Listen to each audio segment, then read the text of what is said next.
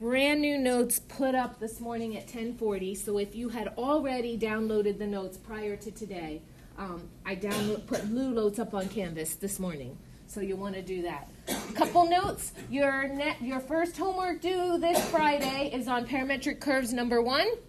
And Monday, Parametric Curves number 2. We hope to finish all the stuff on Parametric Curves today, though, all the information, and start Polar on Friday. Anything we don't finish today, we'll finish on Friday. So you should be able to do your 2 homeworks, or most of it, by the end of today, okay? Just to give everybody a heads up. Tomorrow in recitation, right before spring break, you had a journal entry on grit and growth mindset. If you did that, don't worry about it. If you did not do that, please bring that along tomorrow, and I'll have you fill that out on your journal tomorrow. But everybody, please bring a laptop, tablet, iPad, or other device. We're going to have some fun tomorrow with Desmos. We're going to talk about parametric curves in Desmos. We're also going to introduce polar curves on Desmos tomorrow. So tomorrow's going to be a big day when we use a lot of applications, okay? So bring your Desmos, your whatever, your laptop, your tablet, iPad along with you. Alrighty, so our goals for today are to review our first derivative for parametric curves and then introduce the second derivative and arc length. As always, we are going to use critical thinking and problem solving as we do these problems, because we're also going to review some Calculus 1, and we're going to look again what it means for a first derivative to be positive, a second derivative to be positive, things like that, curves being increasing, things like that. So we're also going to look at those as well. Alrighty, so here we go, warm-up number 1. Did you guys have a moment to go ahead and sketch that path? So remember, parametric curves, the power of parametric curves, we're just looking in 2 space, but those of you going on to Calc 3 are going to see it in 3 space. The idea is you take curves that are not necessarily functions, okay? So they're not necessarily functions, but you're able to define the x movement as a function and the y movement as a function, and then together they combine to give us this movement or this path, this parametric path. When x is defined by a variable and y is defined by a variable, that variable that we're talking about is called our parameter, okay? Sometimes t, sometimes s, sometimes r, it all depends. Another advantage is it allows us to describe a motion over time. Okay, so it's a really powerful thing, these parametric curves. When you get into Calc 3, you will be actually writing equations of lines, not in terms of x and y, but when you get in Calc 3, you're going to define a line actually as a vector value function or a series of parametric equations. So you're going to see these right away, first thing when you start Calc 3.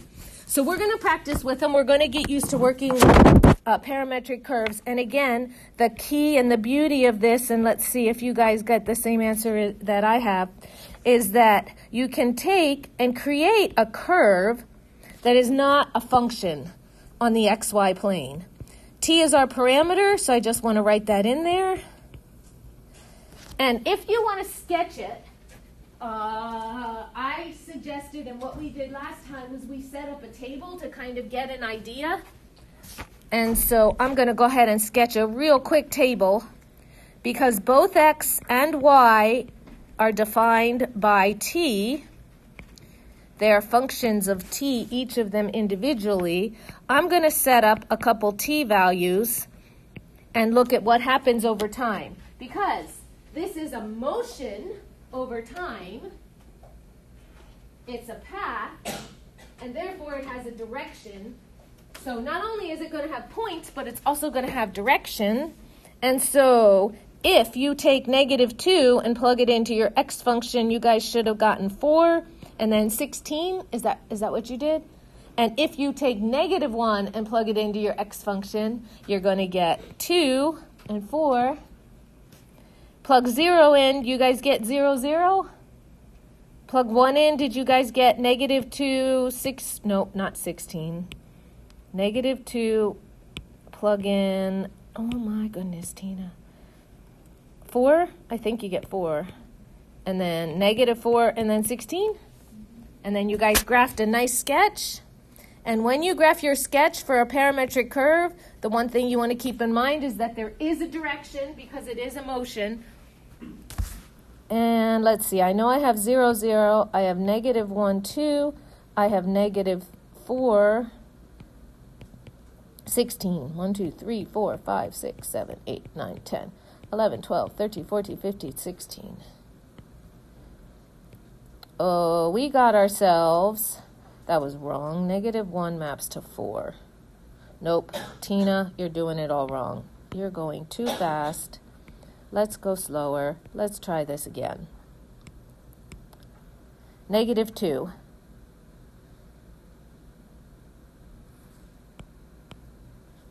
Is our t value. The point that we're graphing is 4, 16.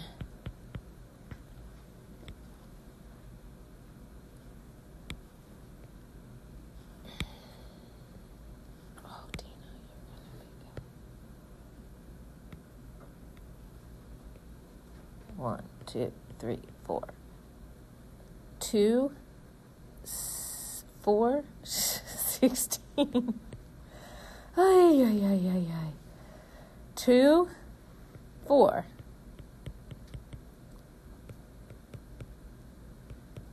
I am definitely not to scale here. Yours is going to look way prettier than mine. 2, 4.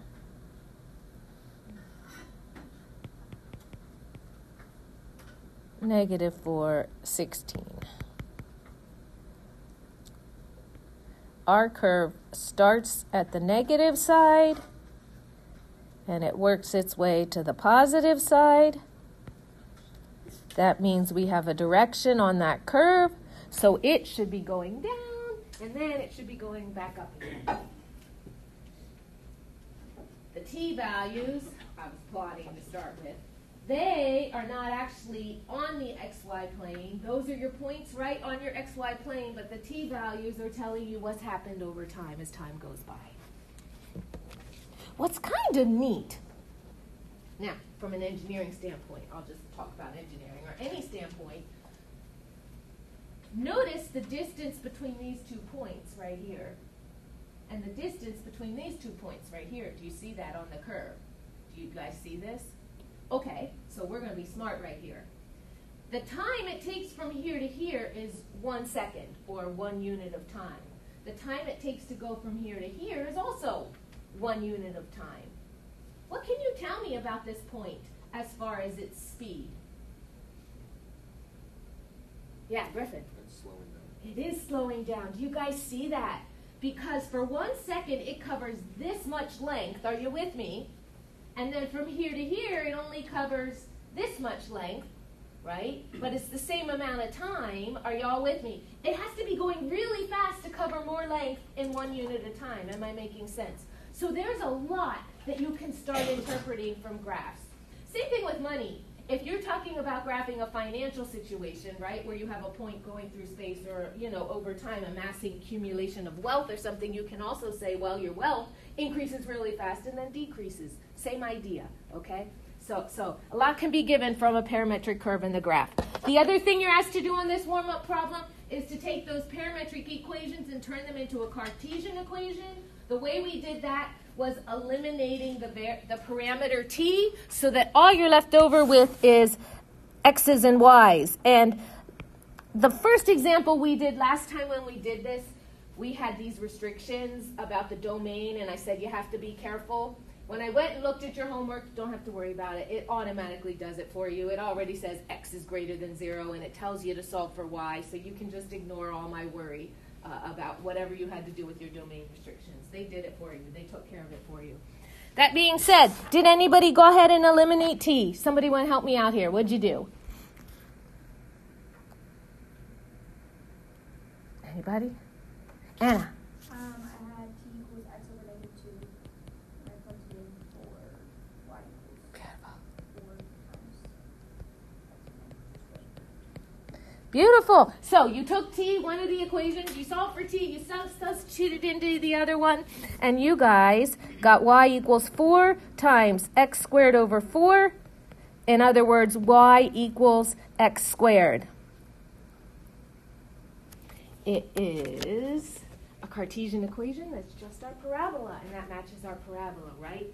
But that gives you the picture of the graph, but this tells you so much more. Do you see what I'm saying? Because it gives you that arc length that tells you what's really happening with this particular motion. Any questions? How are you guys? Everybody's good, right? You guys are like, parametric curves, Tina, are a piece of cake compared to those revolutions. How are we so far? Everybody okay? Okay. Last time we also introduced the first derivative. Okay, somebody help me out. What's the formula if you have two parametric equations, x and y, written as functions of t? How do you get the derivative of y with respect to x? Because a couple people weren't here, so can somebody help us out here for those people that were not here? Yeah, Kyle, give me it too. Yep, dy dt over dx dt. In other words, to get dy dx, you're simply going to take your y function and take its derivative with respect to time, and then your x function with respect to time. And then you're asked to find the equation of the tangent line, so let me just throw that up there for you as you're practicing this problem. To get the equation of any line, generally I would use y minus y1 equals m times x minus x1. Ooh, you need to have a place. You need to have a point. Hang on, at, where do I want to send this? Where do I want to give you this?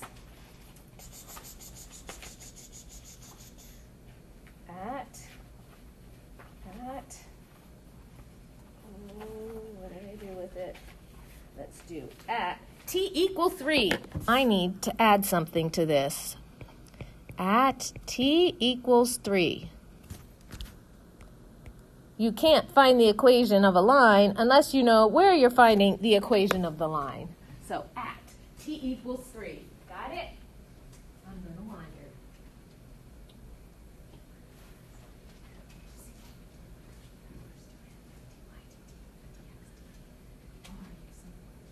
We did. So now you're just going to take y, define y, and then take the t, and then x, take the derivative of x with respect to t, divide it. That should be dy dx. Oh, I had to read it last time. Do you see how it works? Good. Who's got questions? I expect this to be super good, super fun.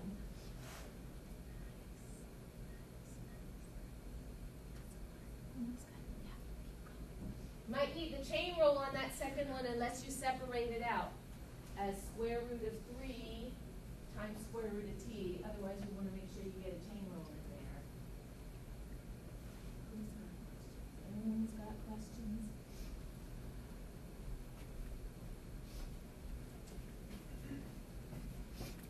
All right. You guys are doing that. Let me get...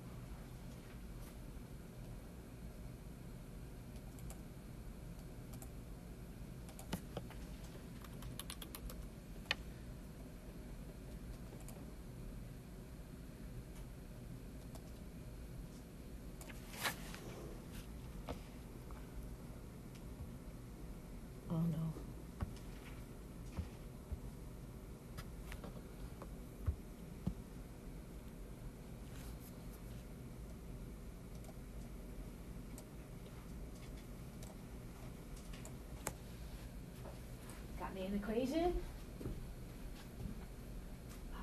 Yes, sir. I'll check it. I'll see if it works. You want to go type that in for me? Huh? See if it works. Oh, I don't know. Do you remember how to do this? Well, let's see. We'll see. Right? Let's go type this in. Do you remember how to put that in Desmos? That's 14, 18. So when you type it in, you're going to type it as an ordered pair. So put your x coordinate first. I don't. Oh, come here. We'll do it. You learn by doing, right? Oh, bring your stuff.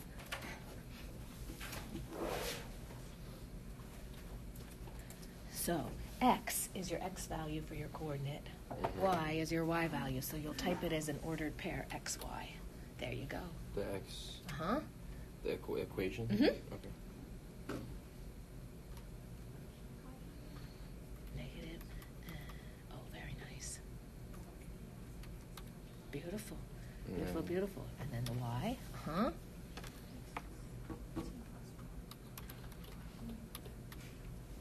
Nice. Now, it's not very big, so let's increase our parameterization, make it maybe 10. And maybe go. Oh, t cannot be negative, though, can it? It can't be smaller. So negative, oh, yeah, it can't be smaller than 0, because if you put a -1 in there, it's going to give you something So not this is an possible. asymptote? Yeah, so let's go even bigger. Let's make that 100. Okay, good. Awesome. And so now we want the t value of 3. So t is 3. What was x and y? Did you plug in and get a point when t was 3? Yeah, I got x is, oh shoot, because I flipped. I got y is 3 and 2 x is negative 2. Cool. Let's see if that's a point on here. How do we do that? So make a point, and -2 for x, and 3 for y. Okay. Is it on our line? Oh, yeah. Okay, good. All right, now, write your equation. It looks like it's good so far. It looks like you got it. We'll see. We'll see as it goes. We'll see. And see if it's a tangent line. Then you know if we got it or not. Yeah. How are you guys so far? Are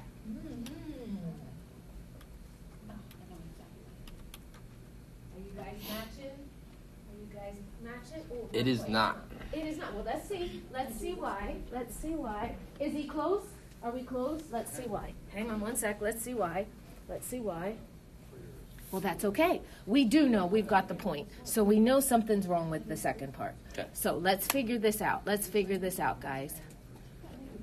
Okay, so let's figure this out. We'll go see. Let's figure this out. Let's figure it. Guys got the graph, right? Do you guys see how to graph this thing? Thank you for Quinn for doing that with me. I appreciate it. Are you listening? You got close to the same. You have a -2. What? I think you did quick math. I bet you it was a quick math.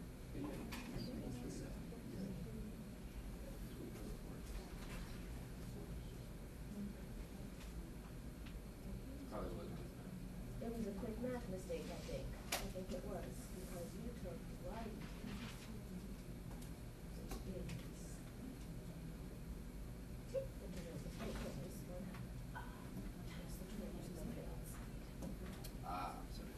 the derivative of the inside. Are you with me? Yes. Well, the derivative of the inside is just 3. 3 over 2. Yes. Bottom one. Oh, good. Get it? You guys got it? Let's see. You got me? Come with me and bring your thing. Stick it up there and see if it works. Did you match me? Make sure you have the same way you made it. Except for the slope. What'd you get as your slope? Yes. It's going to be negative, right? Because you can see your tangent line is negative.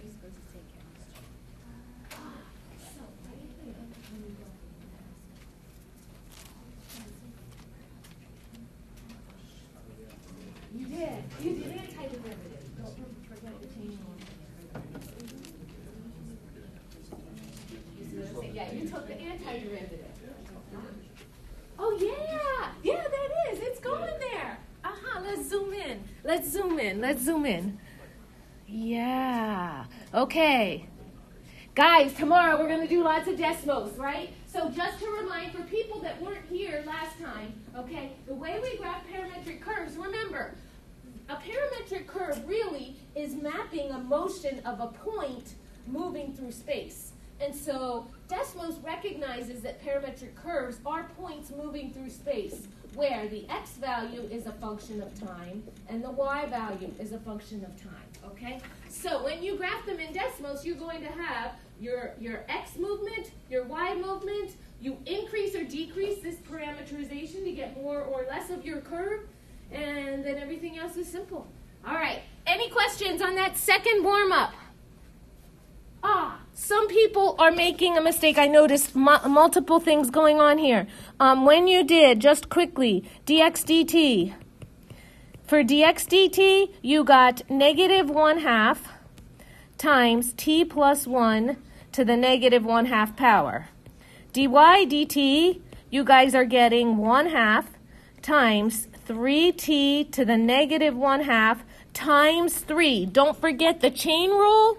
Don't forget you have to multiply by a 3, okay? So actually dx dt, dy dt, or excuse me, to get dy dx, you're just taking dy dt over dx dt. So you're going to have 3/2, 3t to the negative 1/2 over negative 1/2 t plus 1 to the negative 1/2, or just, oh, did I do that wrong? Is it negative 3? Times 3t, oh, okay, Tina, you don't need to do all that right now. Let's flip this upside down. So dy dx, if we simplify, is 3/2 divided by negative 1/2, which flips over and gives us negative 3.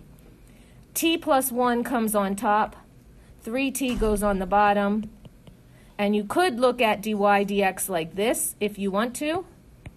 You guys plugged in 3, and when you plugged in 3, you got 4 over 9. So you got dy dx at t equals 3 is negative 3 times 4 over 9 to the 1/2 power, and that just gives you a slope of negative 2. So your slope or your m value was negative 2. Your x value is taking 3 and plugging it into your x equation. So you're plugging 3 in. You guys got negative 2 for x, and for y, everybody got square root of 3t, which when you plug in 3 gives you the square root of 9, which is just 3. So it's y minus 3 equals negative 2 times x plus 2. That should be the equation you guys got, and that's what appeared up on Desmos for us. Thanks, Jacob. Thanks, Quinn, for putting that in for us. Does anybody have questions on that problem right there? Is everybody okay? Does everybody see? Did everybody get it? Any questions at all?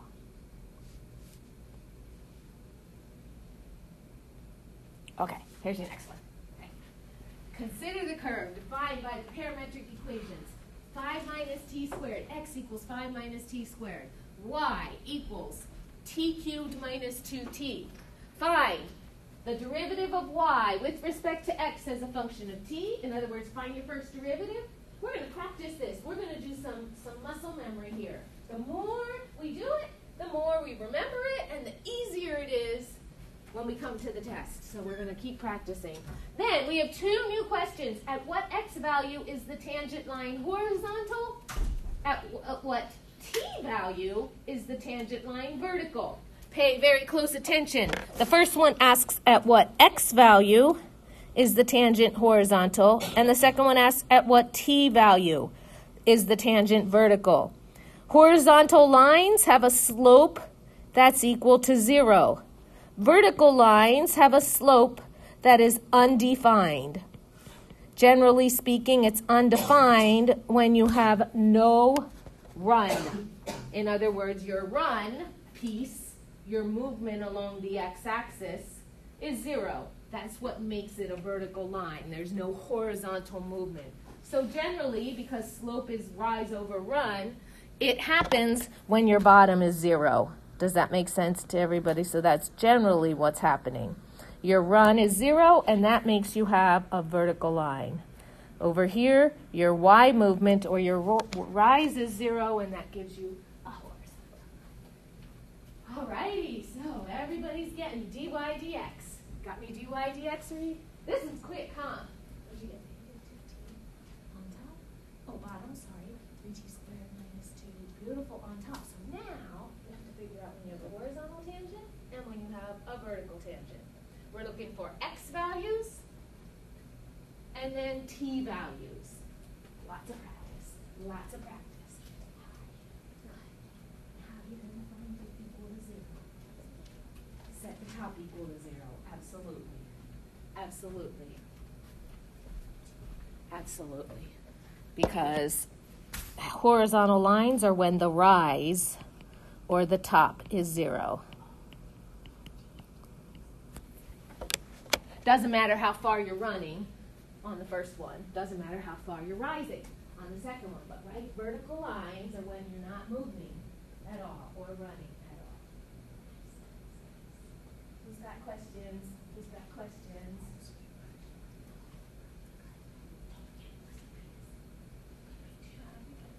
Guys, you're going to find 2x values. Oh, no, you don't find 2x values, did you? Darn it. I need to fix that. Oh, I need to fix that.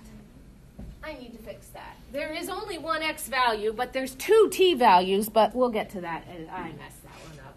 I had to fix that in my notes as well, so I know. I'm going to fix that again in my notes. Where's my correction? I want you guys to pay very careful attention. So first of all, this one has to be at t equals 3. The second one has a mistake, and we're going to make this at what t values is the tangent line horizontal, at what x value is the tangent line vertical. We're going to swap it up, guys. I want to know at what t values is the tangent horizontal, at what x value is it vertical. I want all my t values. I want all my t values. Okay, that makes more sense. Oh, nice. It's okay, you just did extra work, and that's okay because it's good practice.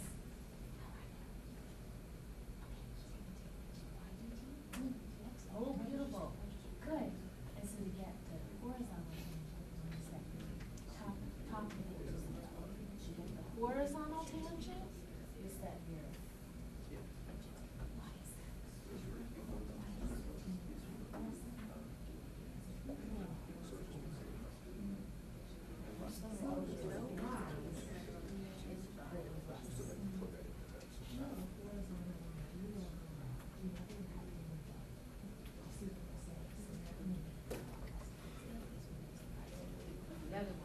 Guys, got me some numbers?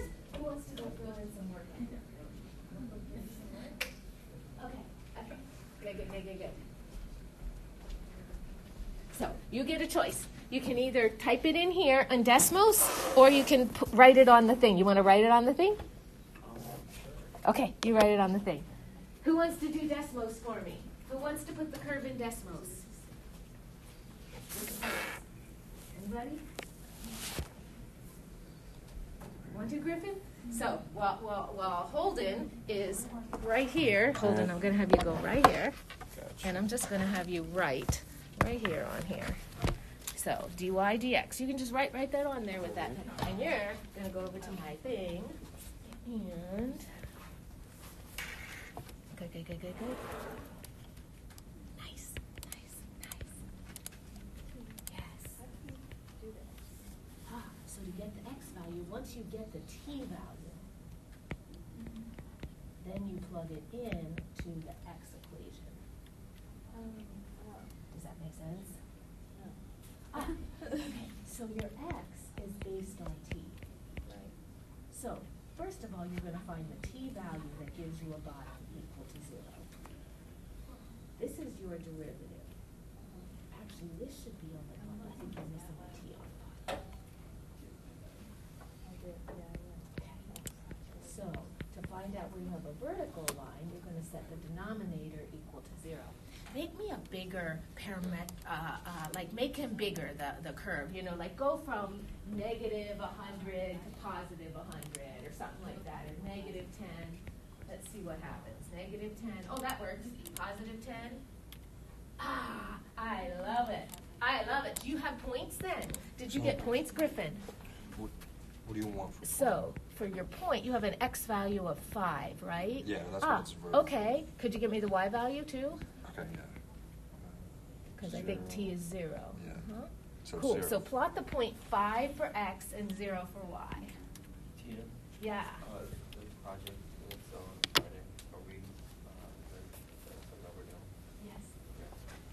No, we're not doing that Friday. We're doing polar. We're skipping the project.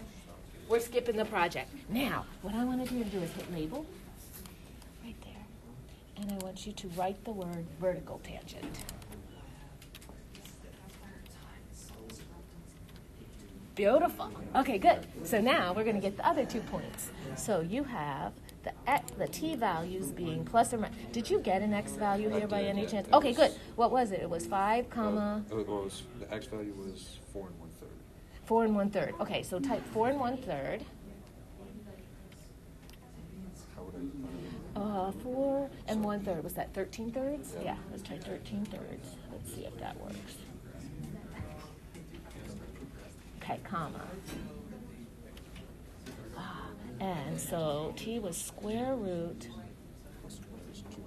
Let's just take that and put it right there. You know what I mean? Just take the square root of 2/3 cubed. Just type it in just like Okay. that. Does that make sense? Yep. Let's try that and see if that gives us a point. Yes, yes, yes. Very nice. And that's all cubed then, right?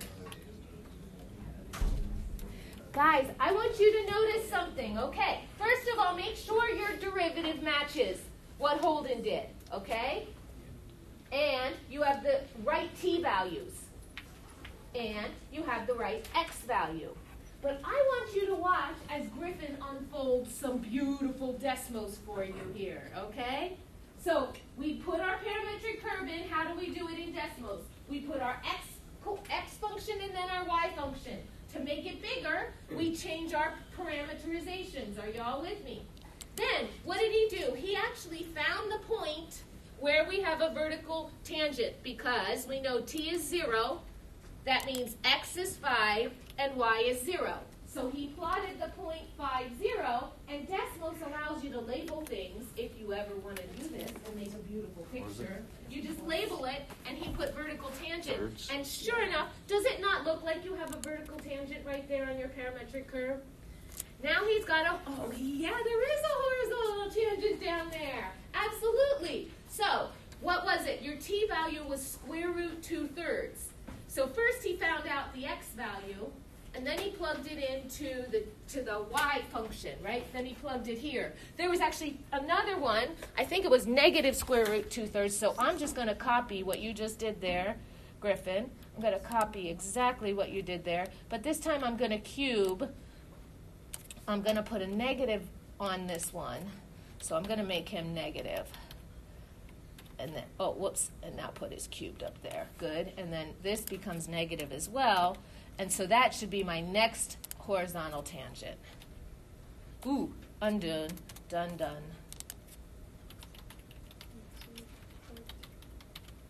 Ha, ha, ha. Is that not so cool? Do we not have a horizontal tangent right here? And do we not have a horizontal tangent right here? Absolutely. Where's it all coming from, right? You find your horizontal tangent t values, and then to get the points, you take that and plug that into your x and into your y, and that gives you your points. So beautiful.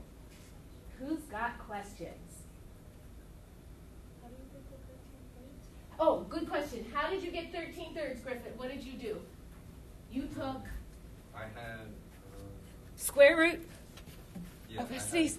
I plugged in Sorry. the positive square root of 2/3. Uh-huh. The x equals 5 minus t squared. Mm-hmm. Square root and the square cancel. So it's just 5 minus 2/3. And that's true whether it's positive or negative 2/3 in there. So that's going to be what? 15 minus 2, 13 thirds. Yeah.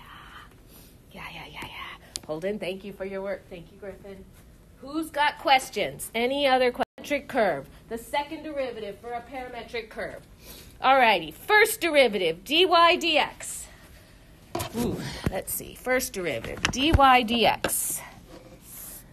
We said dy dx is dy dt divided by dx dt. Take the derivative of the y, and then take the derivative of x. And since they're already both functions of t, when you divide them, you get dy dx. Now, of course, what we're noticing is those derivatives are in terms of t, but that's okay. All right. And of course, you can't have dx dt being 0 because if it is, everything's bad and it gives you undefinedness, vertical tangent lines. Okay, the second derivative, which we notate with Leibniz notation.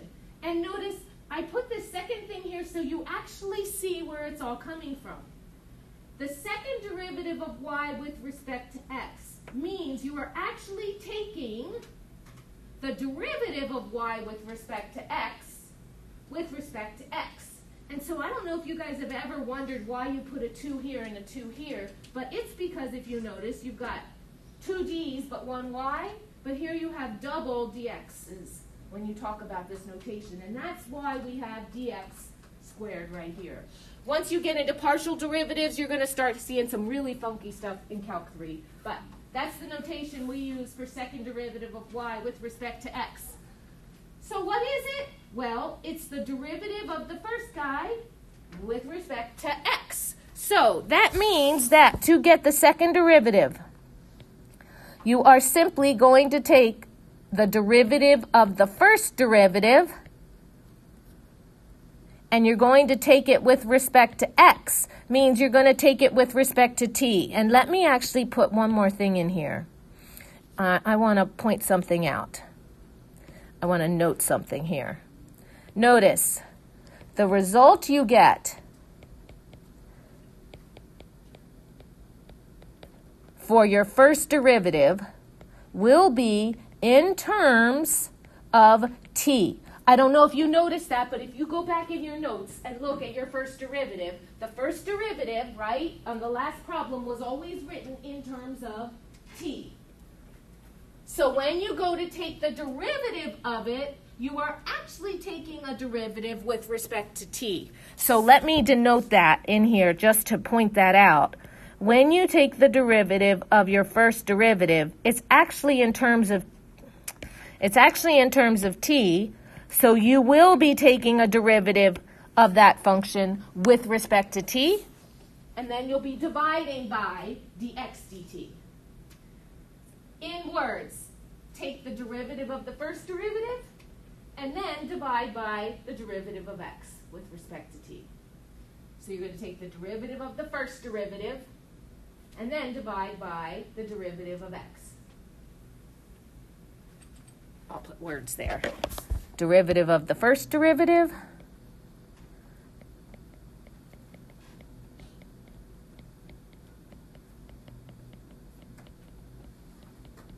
and then derivative of x. That's how you're going to get your second derivative. With that formula, we're going to then calculate and use our first example. Simple. We're going to start simple before we make it complicated, okay? So we have x equals t squared, y equals t minus t to the fourth. I want you to find dy dx. It will be a function of t. And then tell me, is the slope positive, negative, or 0? Once you answer that question, I want you to go on and get the second derivative of y with respect to x, and answer the question, is it concave up or concave down at t equals 0? So we're going to do the same thing, but we're going to look at things. So I'm going to push this up a little bit so that you guys have space, and you guys are first of all focusing and getting me a first derivative, and then you're telling me whether the slope is positive, negative, or 0 at t equals 0, okay? First derivative, first derivative, first derivative.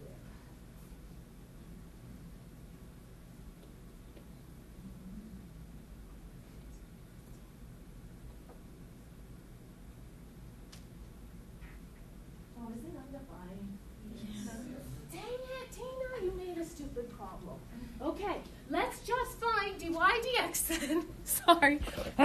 Okay, let's change up. That's what happens when you're me. You always make mistakes. Ta-da! We're going to change up our problem. Are you with me, everybody? Okay, because I don't want to have it undefined. Let's, on the wing. Here we go. Let's actually find the second derivative. Then we'll worry about the other one.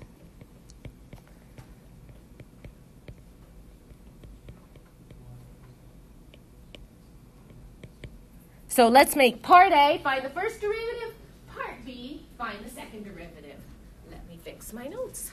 Looks like I'm going to be fixing my notes.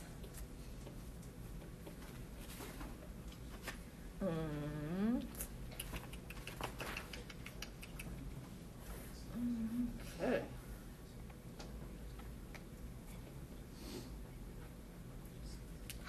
If at first you don't succeed, try again.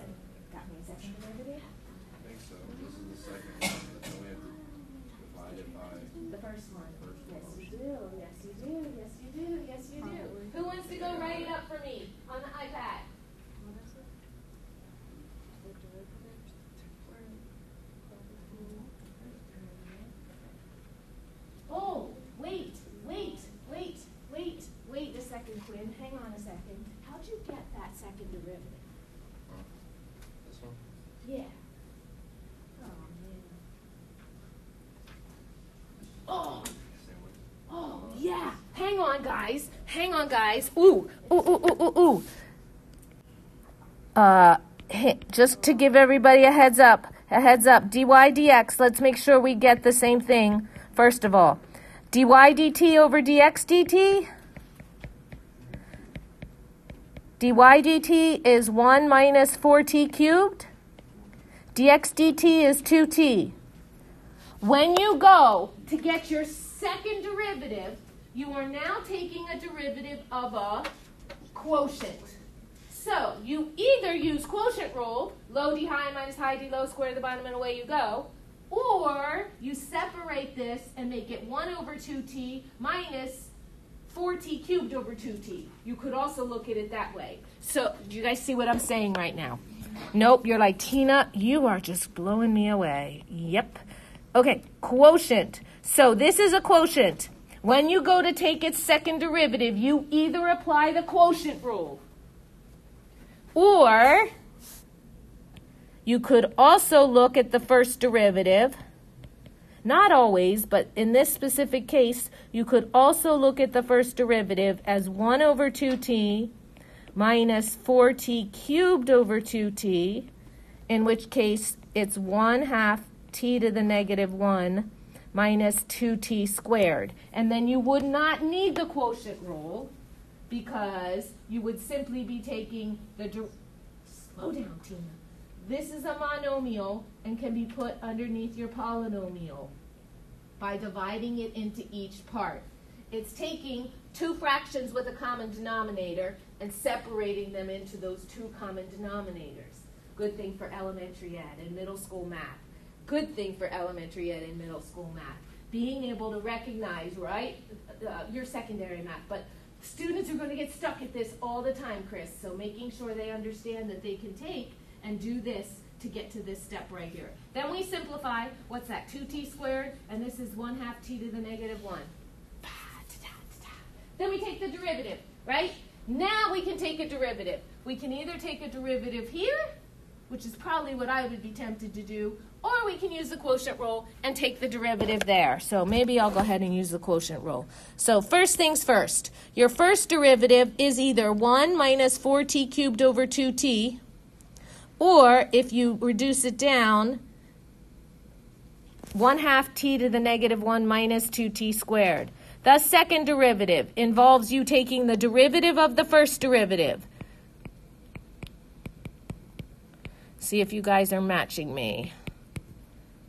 And that is derivative of the first derivative. If I do quotient rule, low d high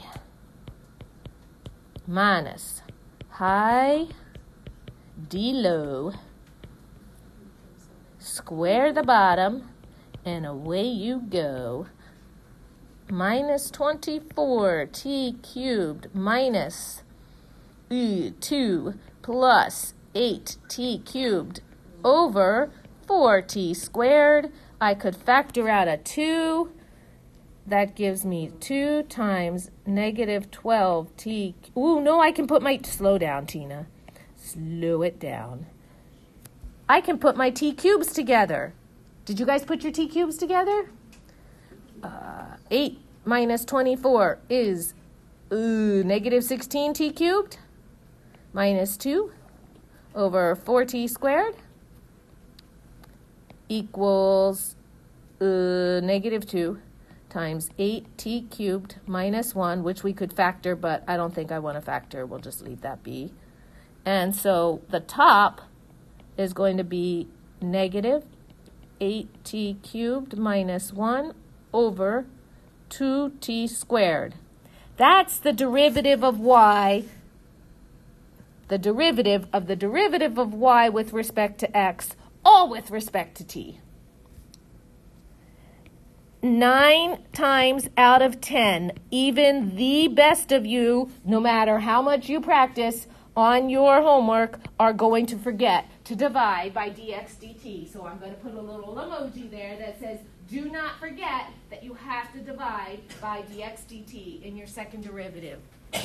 Because otherwise, how are you going to cancel out this this dt part? Do you see what I'm saying? We have to have something, we have to have it fair. Okay, my first derivative is in terms of t. I have to get rid of that t part, so I have to divide by something with respect to t. All right, so here we go. dx dt, we already did dx dt. dx dt is 2t. So that means this entire numerator has to be divided by 2t, which means if you're putting it all together to get the second derivative of y with respect to x, that is simply going to be negative 8 t cubed minus 1 in parentheses over 2t, over undo, 4t cubed.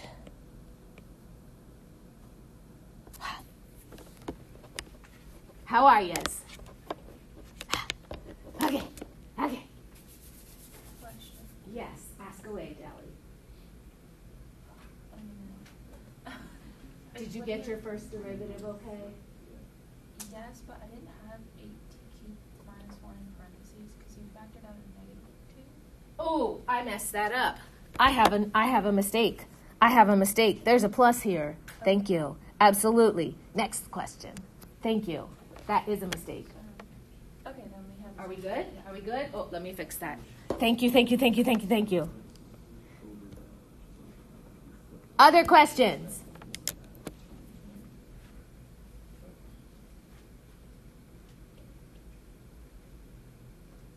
If you did this, then you are winding up with some negative exponents with a bottom.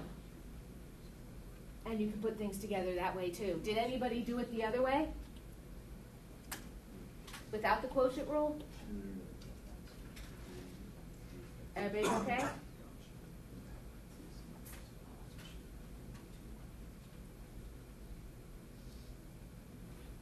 You want a simple, or you want a medium problem, or a super hard problem?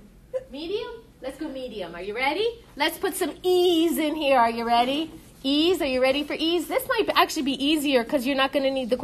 Any other questions? First derivative, second derivative, everybody sees how this goes. Okay, here we go.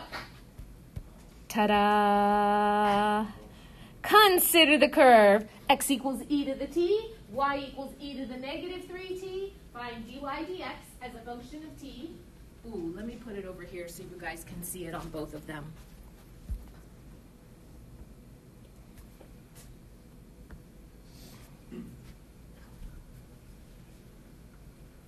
Find dy dx as a function of t.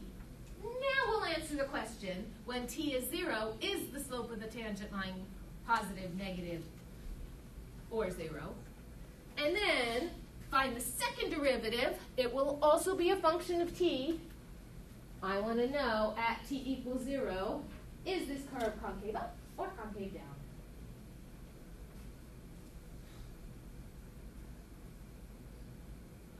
So it's easy. dy dx is just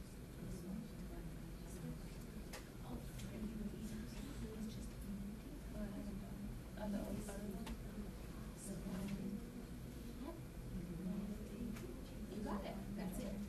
Put them together and you get dy dx. You got it. You got it.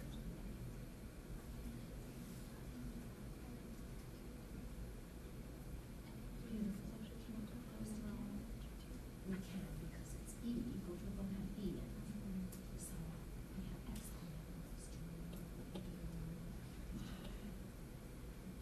very good. So subtract, right? Yep, you're right. Yep, beautiful, beautiful, beautiful, beautiful. Beautiful. Perfect.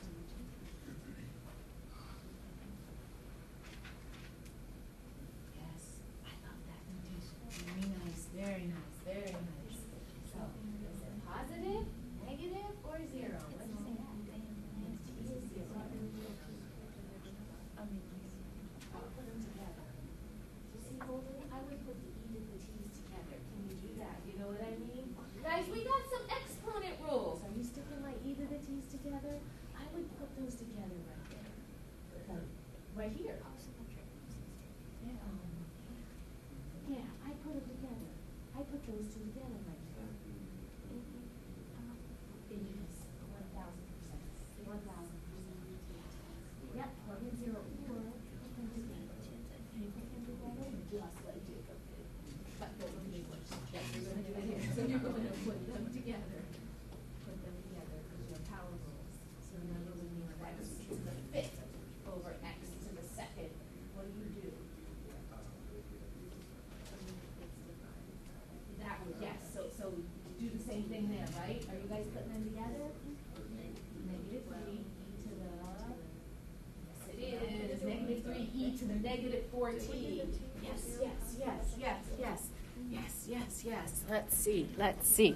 How are we doing? dy dx is dy dt over dx dt, which is going to give me negative 3 e to the negative 3t over e to the t.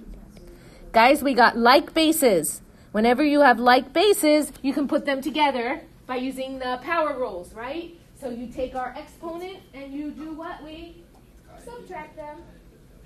Okay, you're going to do the same thing I did anyway. When you're all done at the end, you did it right here. You actually did it right here. You subtracted them. Well, you took negative 2t minus 2t, which is negative 4t, which comes down as e. You did it right there. You did it right there. So we could take our exponents and subtract them.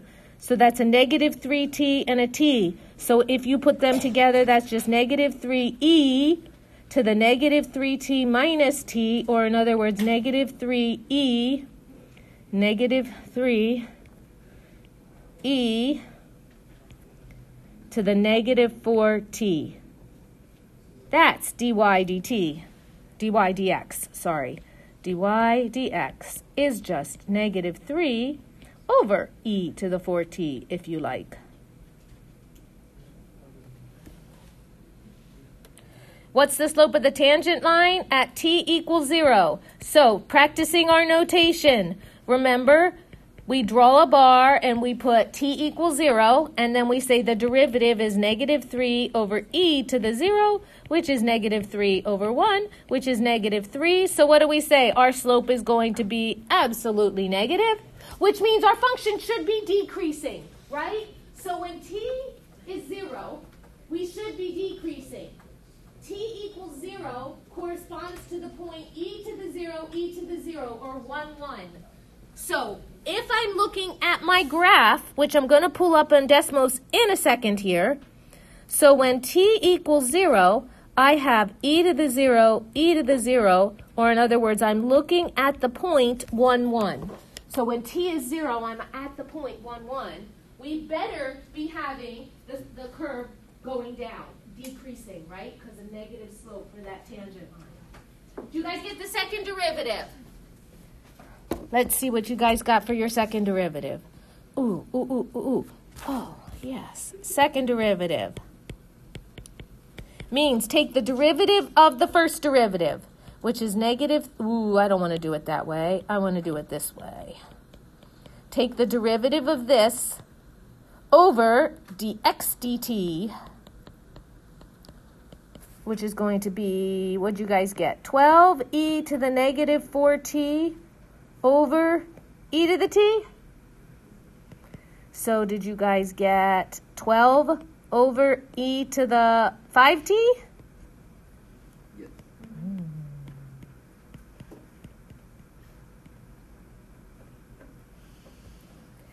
And when t is 0,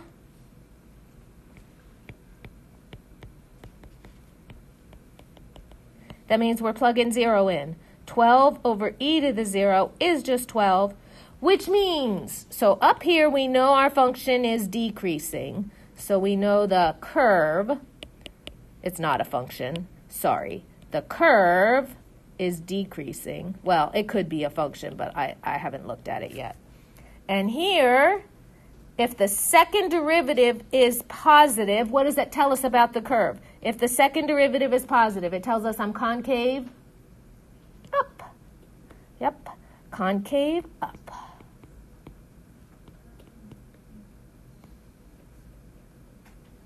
So, while everybody's checking their work with my work, yeah, Quinn.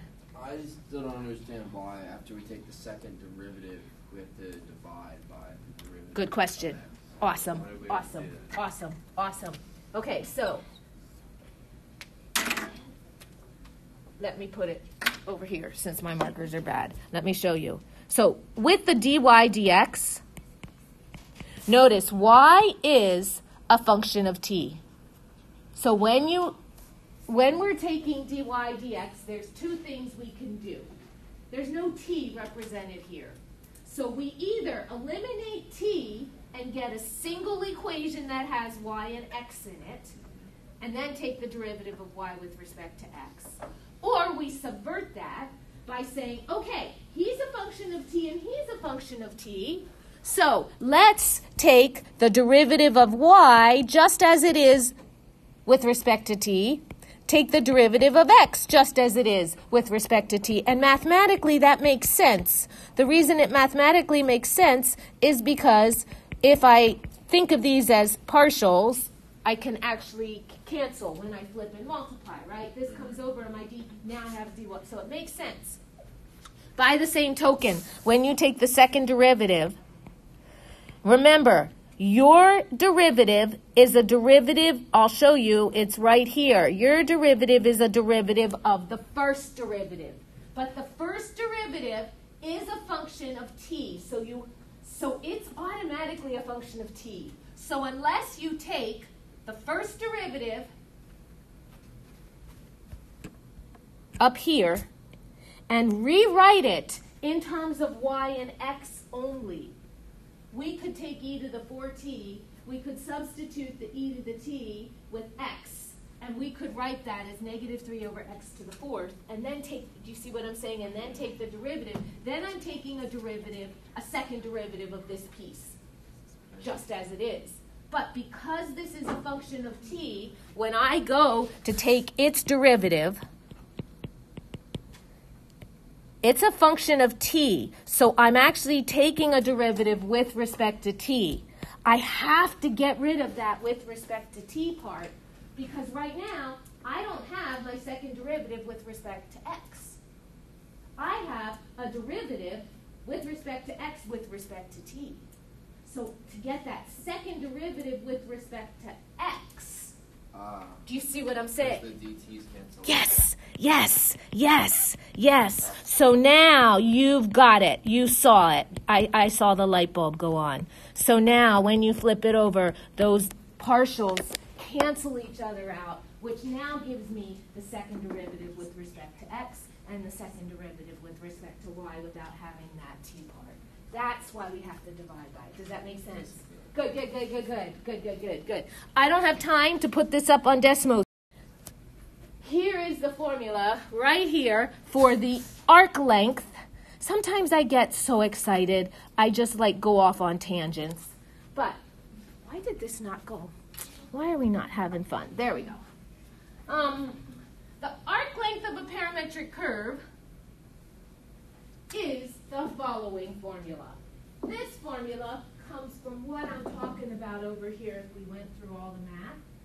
I like to talk about where things come from a little bit, but it's all based on the fact that what we're going to be doing is talking about straight line segments.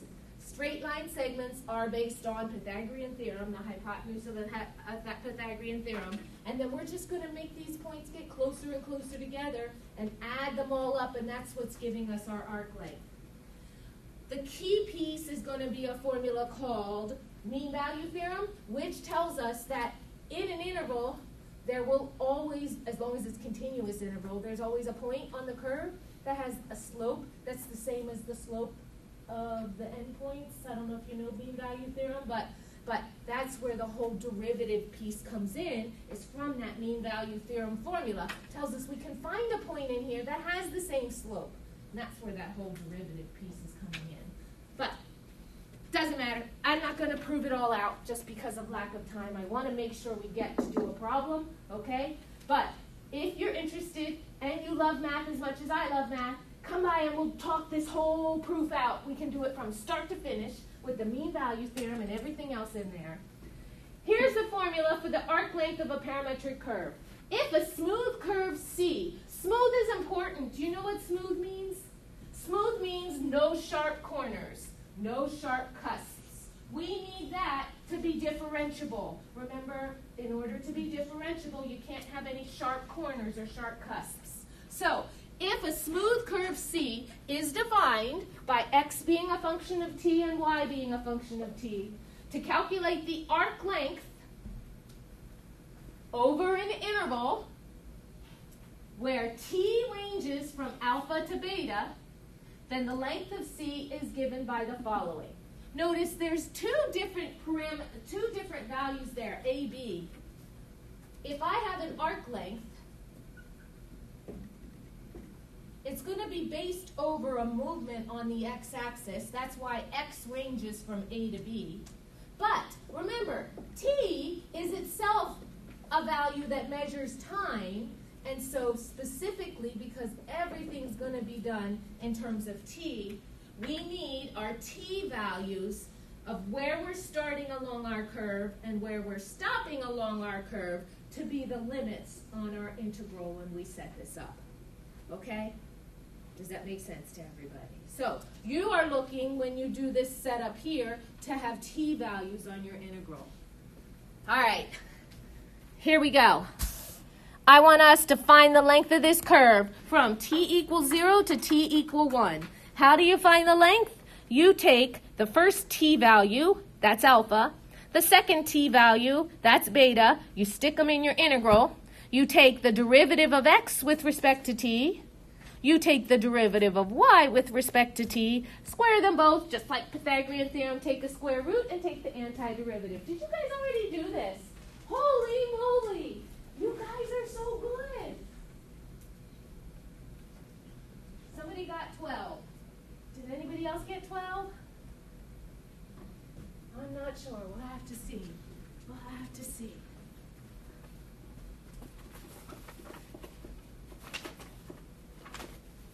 What did I get? Where's my ant? Oh, I don't think I did it. I didn't work it out. That's my problem. Did I work it out over here? Let me see. Sometimes I work things out. Sometimes I don't. That's why I get in trouble. Did I work this out? Probably not.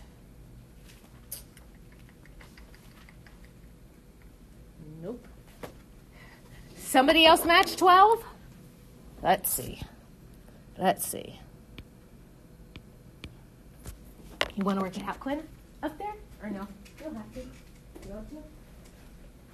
On the iPad? Yeah, on the iPad. On the iPad. You ever use one of those? I have not. Okay, you just get to write. If you want to change colors, you can change colors. If you need to erase, you just erase where it says erase. Cool. Ah, very nice. Very nice. Very nice. Ah, beautiful. So, yeah. I would factor.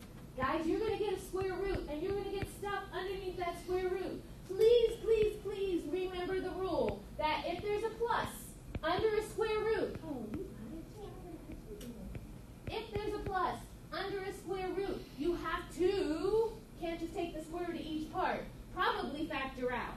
I would probably factor out. I would simplify and factor out. Then you get a product. 6t squared is 36t squared. 6t squared is 36t squared.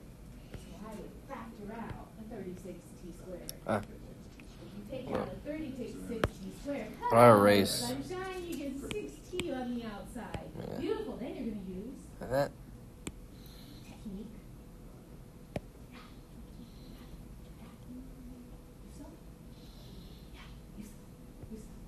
You were somewhere warm, huh? Or great? Or on my side, huh? No?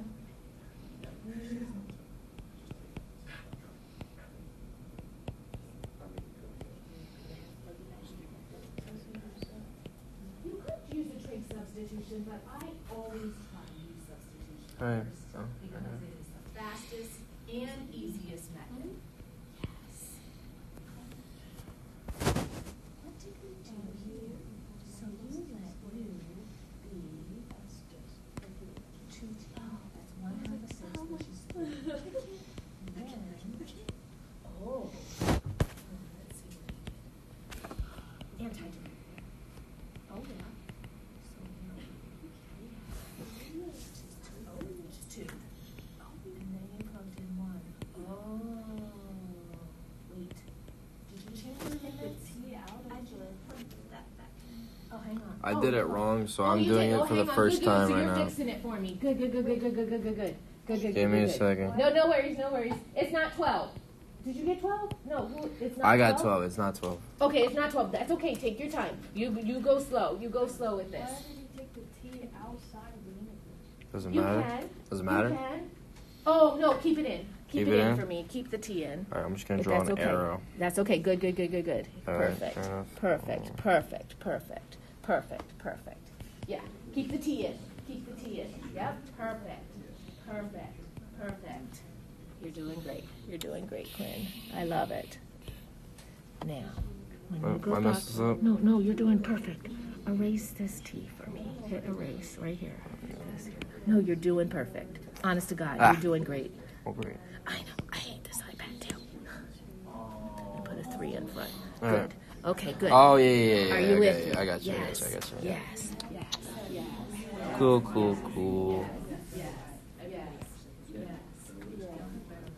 What's 5 cubed? I love it when we see things afterwards, because that's how we're learning. How I know what 0. change your limits. No. Okay, good. Yeah, you're gonna have to leave a square root in Hold up. there because I think you're gonna get like 2. Where'd I Keep throw up? 3 halves right here. For You're me, right. Quinn. Hold up. Keep 3 Hold up. halves on there for me. Doop. Beautiful. So I think you're going to get 2 to the 3 halves. So you can leave it as 2 times 2 to the 3 halves. Minus 2 times, what is that? 1 to 1. So to the 3? it's just 1. Is that what you got? Munira, did you get that? Oh my God. There we go. Is that the right answer? Although, Everybody? You got it? Yes. All right. Hang on, let's see. Is that good? Is that good? Are we good? We're fixing things? You are so amazing. Thank you, Quinn. Thank you. I'm going to put that T inside just so we have that inside. So everybody sees this T stays inside. Yes, it does. That is so beautiful. And so then it just goes away. Here it goes away. And I'm just going to take off that limit here.